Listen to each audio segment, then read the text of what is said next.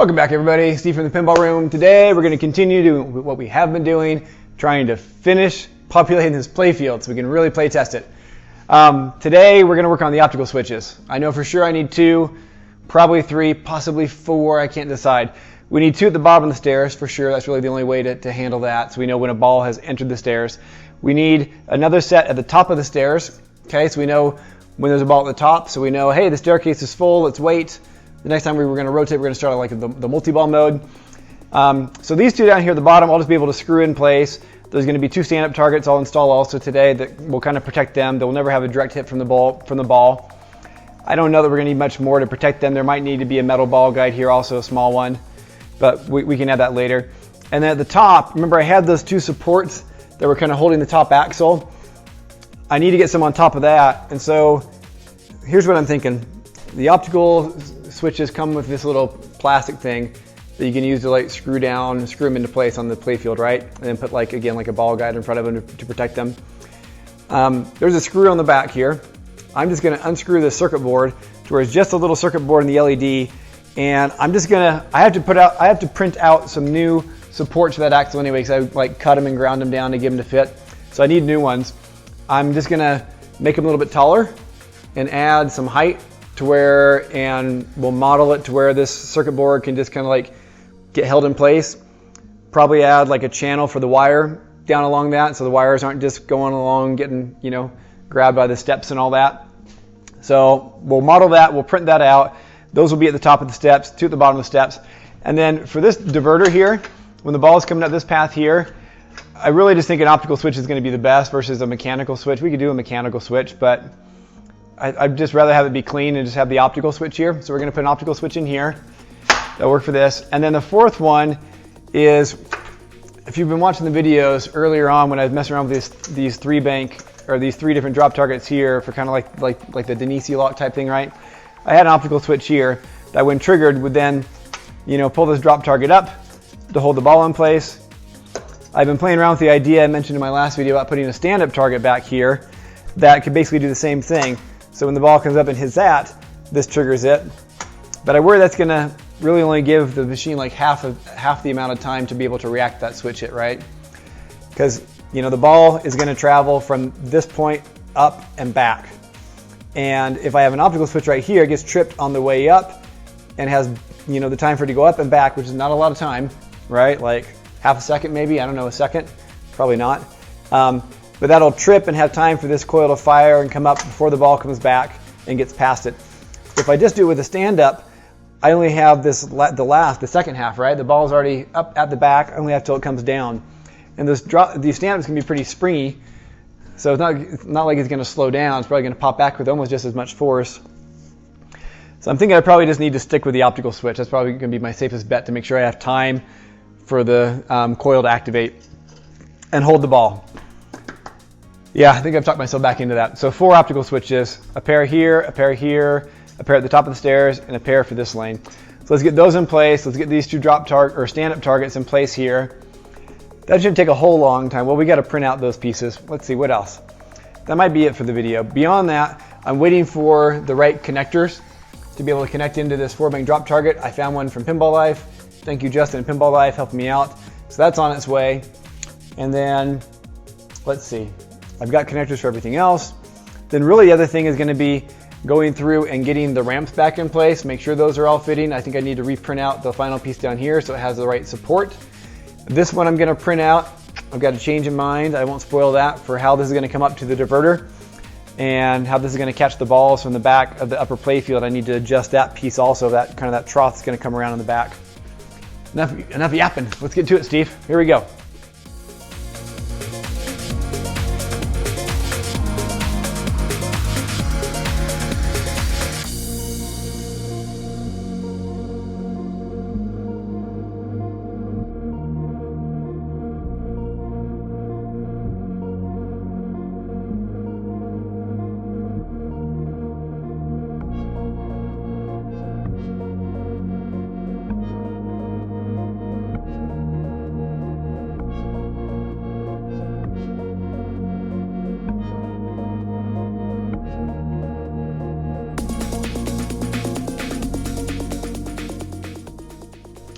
Definitely going to want to pre-drill these holes on my final white wood so the screws go through better. They're so close to the edge. I can feel the ply, the layers kind of splitting and popping out a little bit.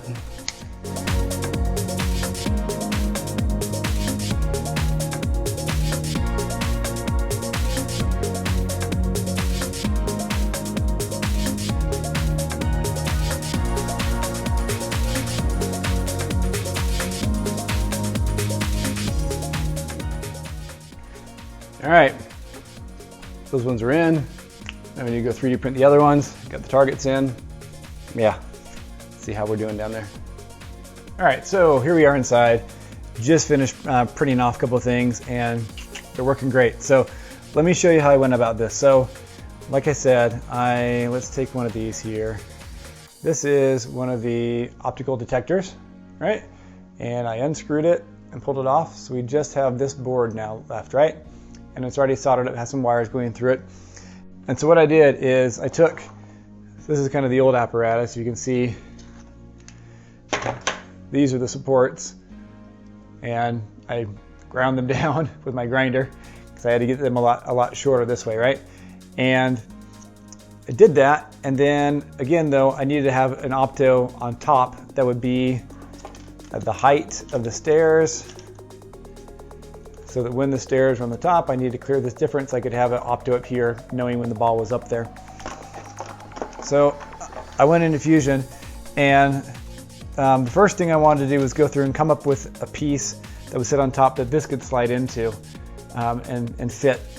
And so I created this little guy. See how well you can see that.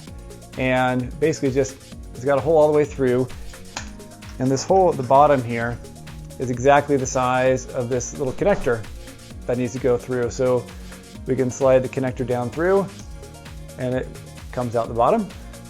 And then if wires were attached to it, put the wires down through the bottom. We can pull it on through. Oops, I only got one of the wires through. Okay, so then we shove the wires down through underneath. This pulls up, and then we turn this around like so, and then this just slides down inside. Okay, so we have the emitter. So the idea is that, you know, I would model it to where this was on top of the tower at the right height and would notice the ball going by. So I just printed this one small little piece out first instead of a whole entire tower, right, to save me time and plastic, to make sure this would fit and work. And so that idea worked. Then I took that, and inside Fusion, I'll show you, let's show you a little time lapse of what I did here in Fusion 360 really fast, all right?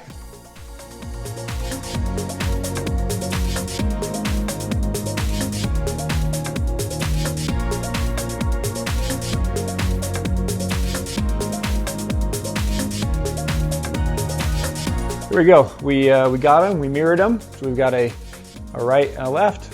Okay, these are going to be the inside pieces, and yeah, let's take one, take the wire. You can see down through the hole maybe.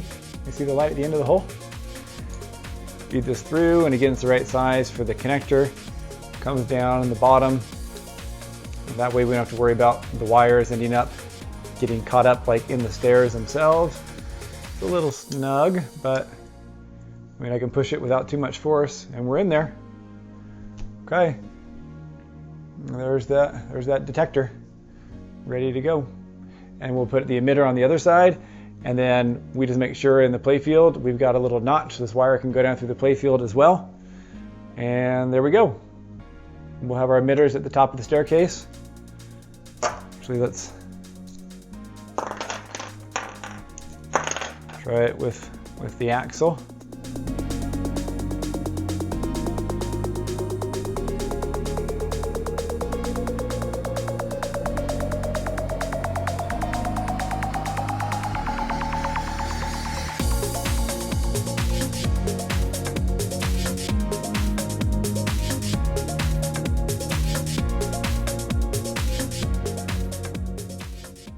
All right, there it is. Well, it kind of looks like some weird mech, huh? And then with the stairs, in place, line up the teeth. There we go.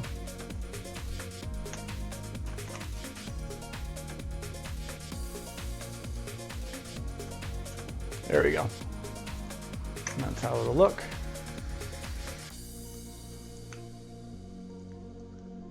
And that beam is being squarely blocked by the ball. How well can you see that there? We could probably be just a little bit further forward, right? Meaning this could be just a little bit further forward. So maybe for a final version, we'll adjust that all just this way, another 2 or 3 millimeters. But we're going to test that. That should be blocking the beam. I can't see the slot on the other side, so we should be good. Maybe not perfect, but pretty darn good. Okay, for first try. So that's concept for that one for the Optos. All right, let's get back to assembling upstairs. All right, so we got those supports printed off and ready for the staircase here. I'm not installing them quite yet because I realized that I don't have exactly what I want for the wiring. So the optical switches at the end, we've got this that goes into that little optical board that's going to power this one, right? And that's great. This is easy to disconnect and plug in. For the black ones, they're the detectors or the receivers. We could do the same thing. We could have wires coming down, but instead of a pin like this, remember one is going to go into our I/O board as a switch input, and the other one's going to be a ground that actually we're going to kind of daisy chain around for the other Optos and with some other switches, and it'll just go into the I/O board that way. So those are actually going to be like 2 separate wires. So they're not going to come to a nice little connector like this, right?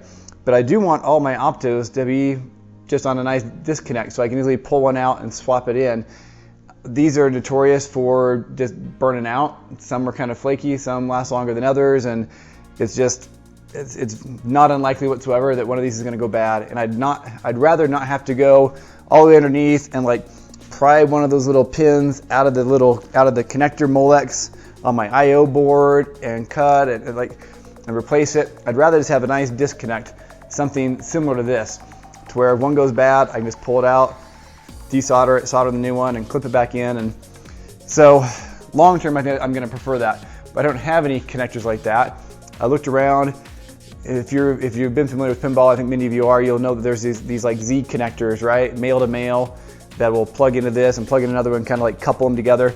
But that's only for the size larger, the 0.156 connectors. These are the 0.100. These are smaller ones. I can't find any for these. So just looked around, thanks to a tip from a friend in our Slack group, and found some different connectors that are used like for LED lights, the same strand that clip in and out. So I got a couple of those coming. They won't be here for a couple of days though. So we're going to move ahead without installing the rest of that. Otherwise, we're pretty much good for Optos, right? We got the 2 in front, we got the 2 in back. I need to do the same thing for these guys though, as I need to swap them out with the different connectors. So I will resolder those once that comes in. In the meantime, we still got the 3D printer going fast and furious. So the other things we need to go through and do is make some adjustments on these ramps and for the diverter. And for this big tray, if you remember, that went here across the back of the playfield, because I would need one that's going to actually be a lot taller on the back side, because I need it to where when the ball comes through, that is going to be able to get caught and come down here. And so one of these sides needs to be a lot taller. This other side can be a little bit skinnier, so I'm redoing that. And I don't know, I can't really do the final print on these ones until I have the wooden panel here that goes across the back of the playfield also, because this is going to need to mount into that.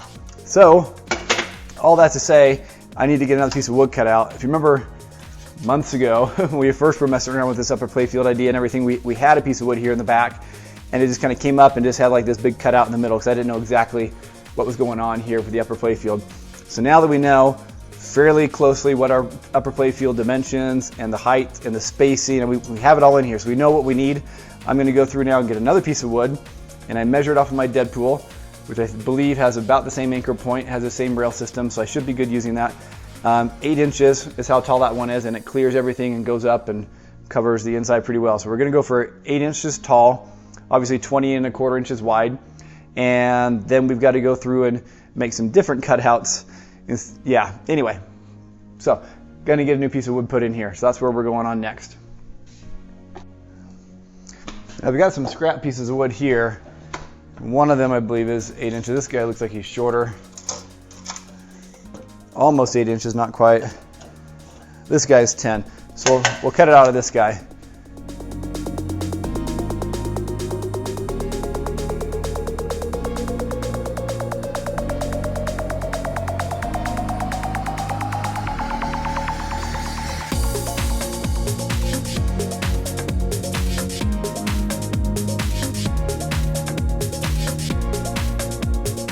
All right, that was the easy part, just cutting the wood. Now I need to go through, basically cut out a hole that's gonna go around that upper play field. So I'm just gonna match what I have cut here for the wood. So yeah, we're gonna call it 4 inches. We'll be just a little bit shy.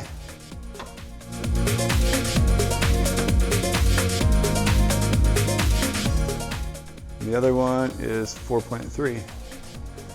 So we'll lock that down.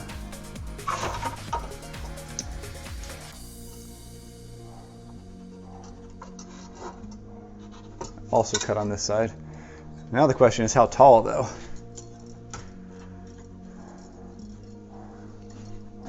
Well, at least as tall as these stand-ups. Maybe it's a tiny bit tall. I'm going to go right about there-ish. Again, about 4 inches. So we're going to say 4 1/4.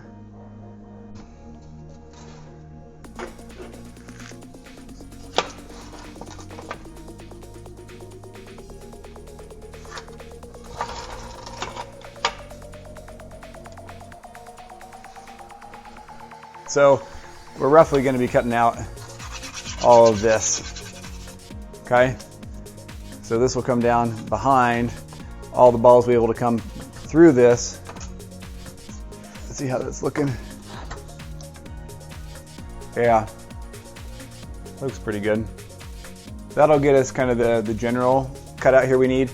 The thing that's going to be missing is on this side, we're going to have this tray coming down behind everything, catching all the balls. And then once it gets down to about here, we're going to need a hole somewhere in here because we're going to have that other one, the bend, coming through out the other side to return the ball into the left orbit over here. From a prototype earlier that worked pretty well to now we got to get a final version. Near final.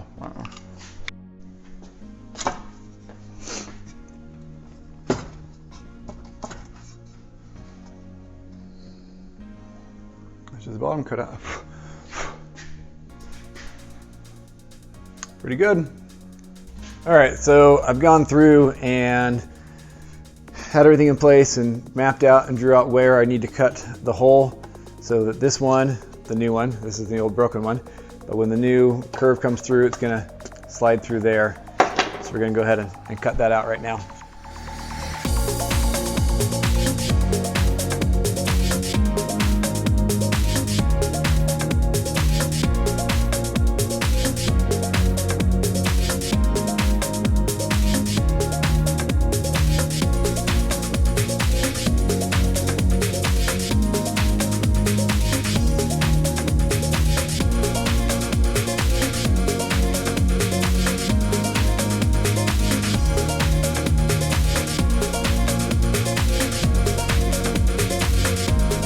All right, good enough. Not perfect, but again, both of these will end up getting put inside Fusion 360 in their own cut files. We'll have precise measurements. We'll cut them out. They'll look nice and smooth. Have some rounded corners. Yeah.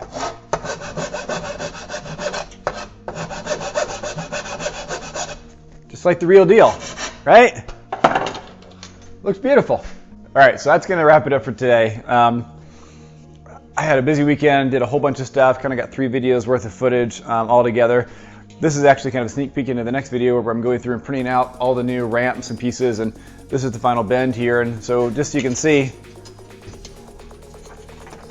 whoop, it does go through and fits in, and we even angled it to where it kind of matches right here the curve of that orbit. So it's going to go right like that, and the ball will come out and drop on in. So yeah, this piece is all cut out. Like I said, on to a lot more. We ended up going through and printing out a lot more pieces of the ramps, done ball guys, a lot more to come. So stay tuned. Thanks for watching, guys. See you in the next one. Bye-bye.